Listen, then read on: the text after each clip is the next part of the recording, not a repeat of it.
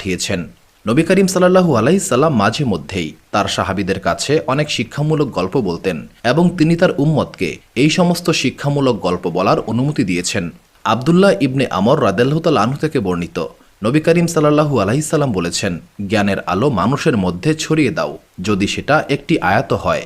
তবে নবী করিম সাল্লাল্লাহু আলাইহি সাল্লাম সতর্ক করে বলেছেন, যদি কেউ ইচ্ছাকৃতভাবে মিথ্যা বলে তবে সে যেন জাহান্নামের প্রস্তুতি নেয়। নবী করিম সাল্লাল্লাহু আলাইহি সাল্লাম বলেছেন, বনি ইসরায়েলের গল্পসমূহ বর্ণনা করো, কারণ এতে কোনো ক্ষতি নেই।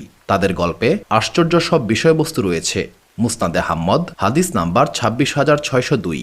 নবী করিম সাল্লাল্লাহু আলাইহি সাল্লাম বলেছেন, আহলে কিতাব অর্থাৎ ইহুদি ও খ্রিস্টানদের কাছে কোনো বিষয়ে জিজ্ঞাসা করো না, কারণ তারা তোমাকে সঠিক পথ দেখাবে না।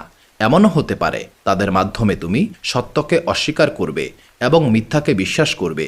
সহিহ বুখারী হাদিস নাম্বার 7363।